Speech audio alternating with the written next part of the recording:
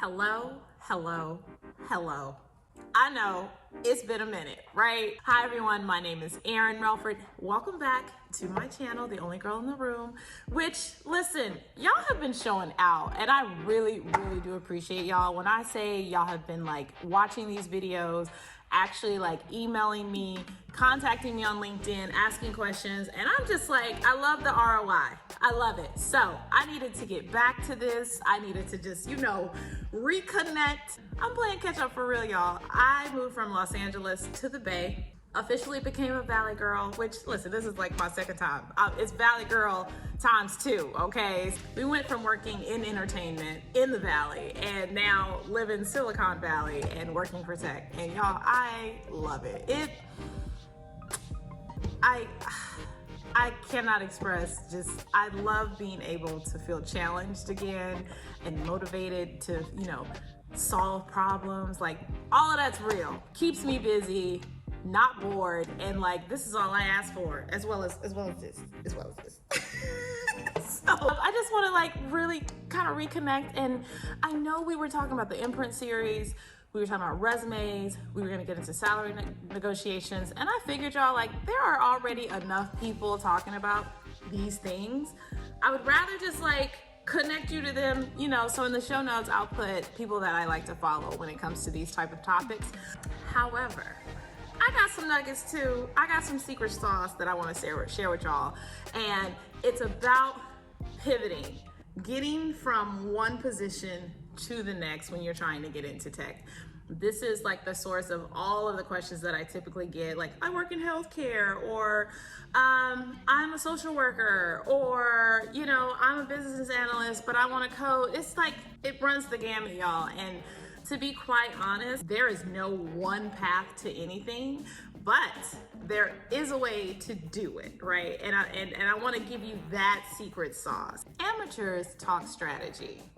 Experts talk logistics. And baby, if I don't know one thing, it's logistics, okay? I want to teach you my way of logistically getting into tech because, like, it's a pattern and a secret sauce, and it works because it's worked for me. As I mentioned, I'm a privacy engineer. I get a lot of questions, what is a privacy engineer? And listen, I already answered that question over at the Women Tech Makers YouTube channel. So please, check that out.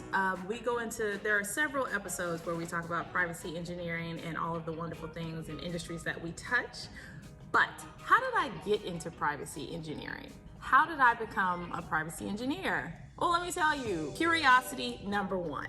I was working as an IT auditor, and I've always been curious about emerging tech and different strategies and different ways to do things. And so when GDPR came along, which is a regulation that impacts people in Europe, which you can like look into that later. But anyway, it's a law basically. And it started to impact a lot of the corporations that do business in Europe, which is practically everybody, right? I started working on several projects with several lawyers, and it led me to this world of privacy that I didn't know like legit exists. And that, you can consider that a ignorant statement, like, how do you not know privacy exists?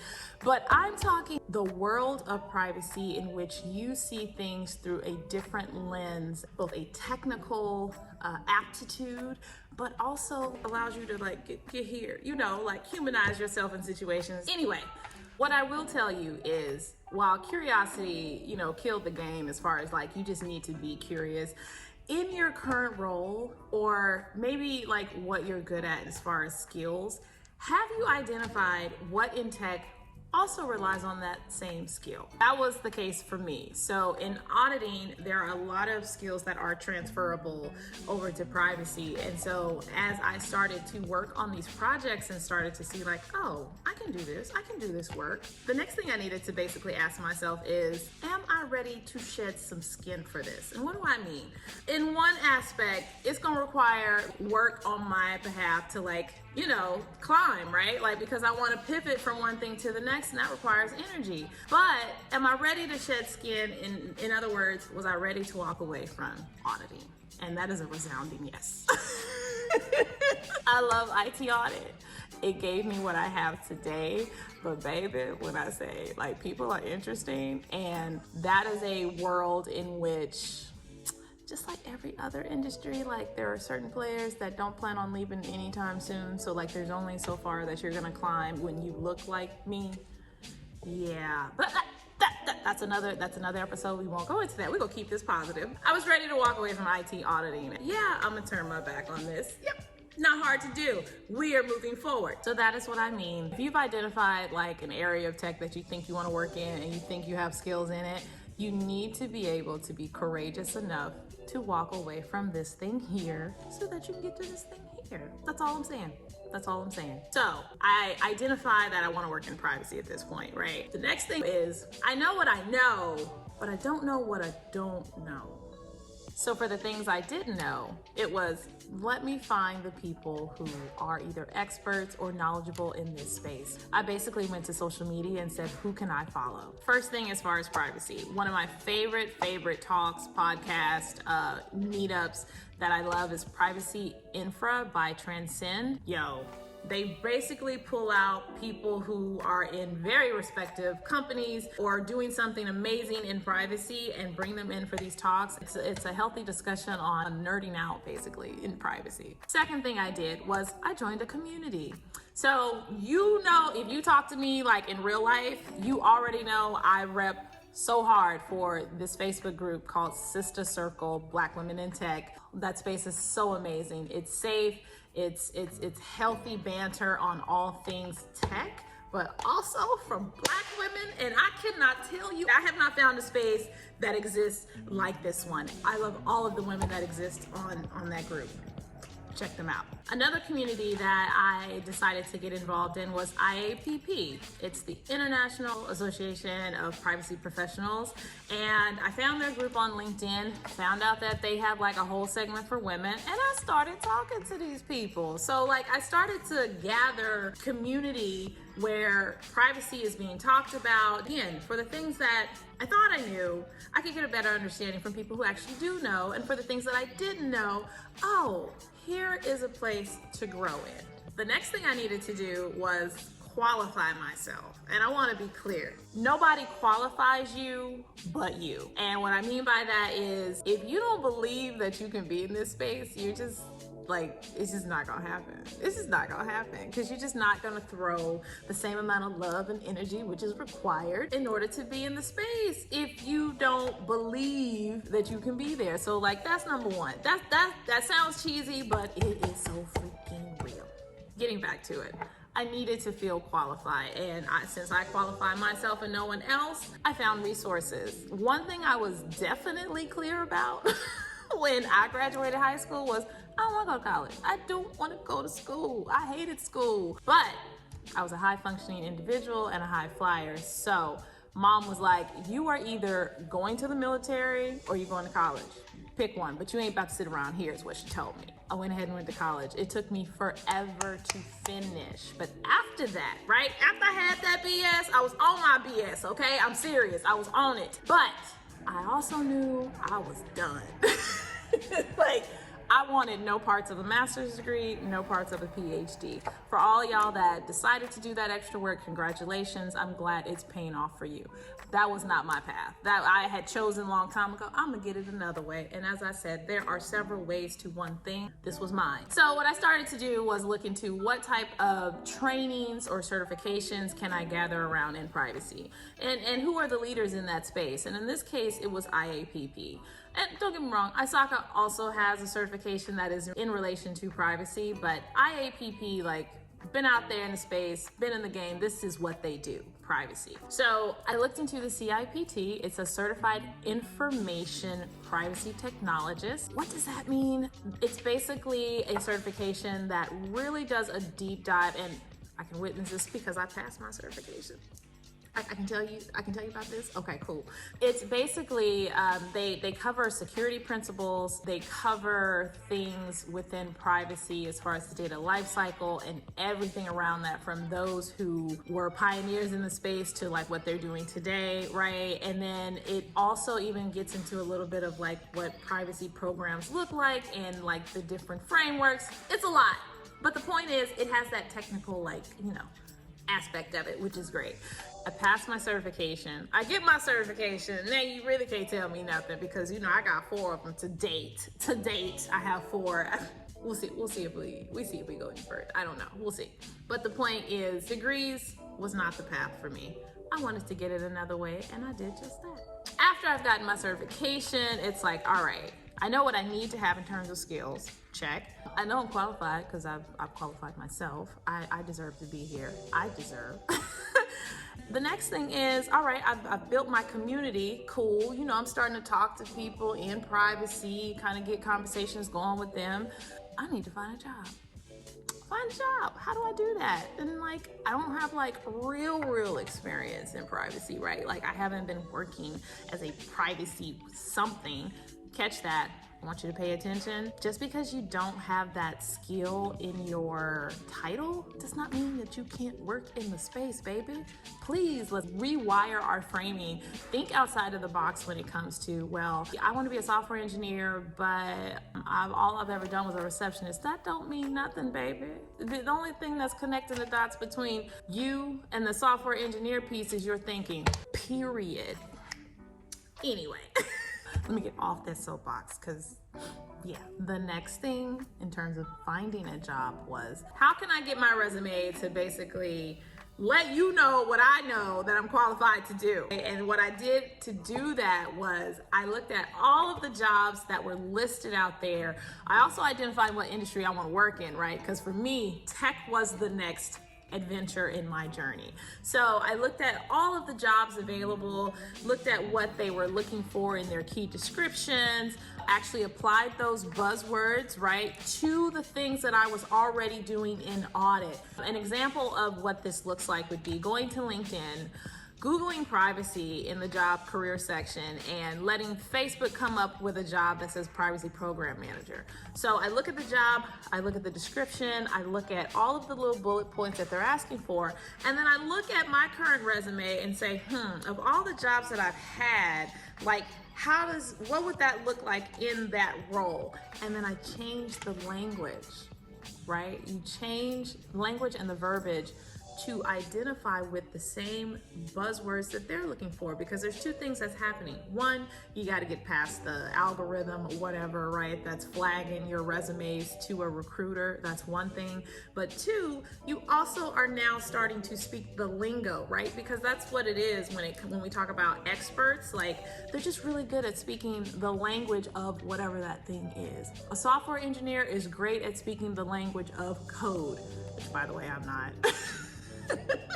A privacy engineer is great at speaking the language of privacy. So it's all about, how can I translate? You're transferring and translating one thing to the next thing in terms of your pivoting, and that does include your resume. So make sure that like the language is updated to just like, you know, express the same things that are over here.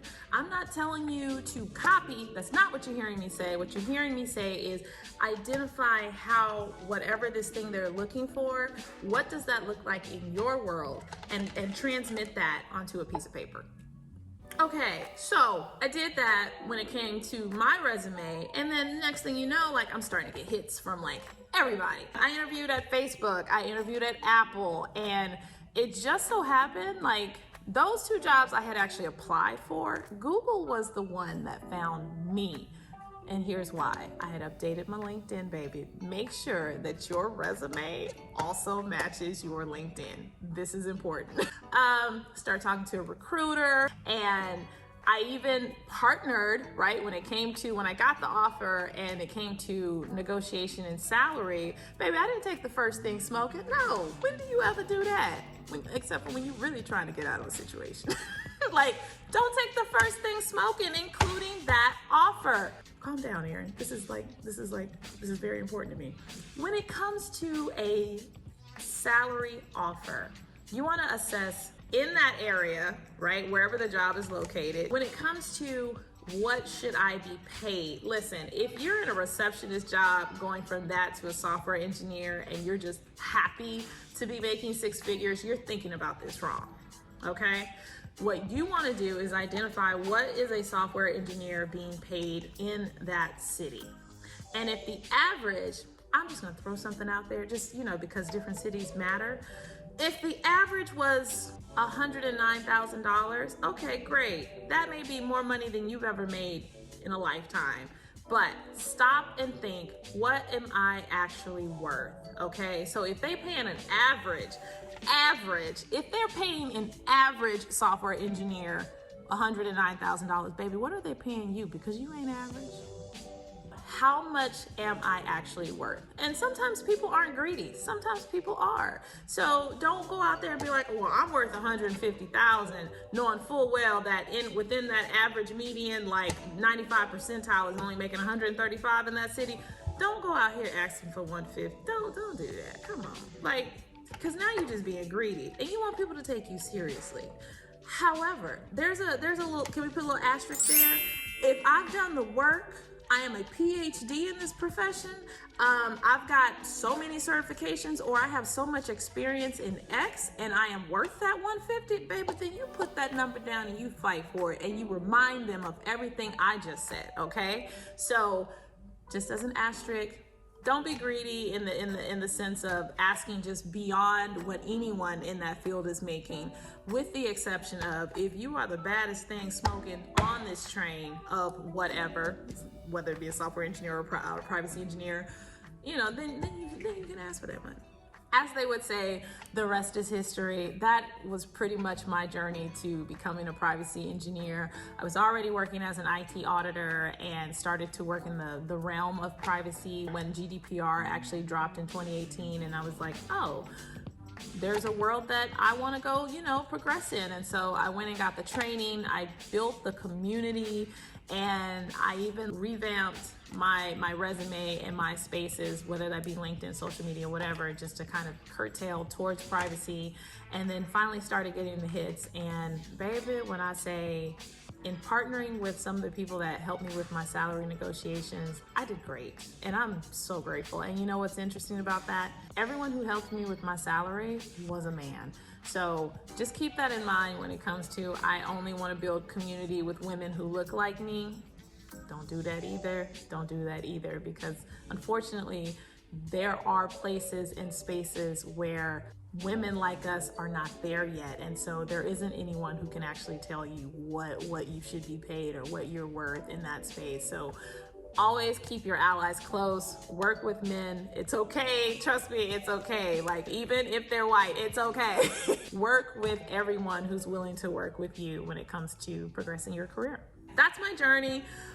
That's what it's like to play catch up. So don't feel like you are struggling. We don't use that vocabulary anymore. No, feel like this is a journey, and decide which adventure you want to go on next. Choose your own adventure, okay? And if that means you want to be a receptionist that pivots to a software engineer, it's possible. You just have to know the logistics, and I've just laid them out for you, okay? I don't know, what was that, like 5 bullets? Identify what skills you have in a space. See what that looks like on the other side, the space you're trying to transfer to. Be ready to shed the skin, all right? Be ready to walk away from the old you so that you can encourage and be courageous in the new you. For the things that you don't know, get out there and build community with people who not only are sharing the knowledge in certain spaces, but also willing to mentor. Follow people on social media who are doing the walk, talking the talk. Also, you validate you. Make sure, honey, that you understand that you are qualified to be in this space. Believe that you are qualified to be in this space. And even if you don't feel like you're qualified, go out there and get the training or the certifications or the degree in whatever that's gonna make you feel like you're qualified to do it. And then go get your paper, girl. Go get your paper. Go get your paper. Bye, guys.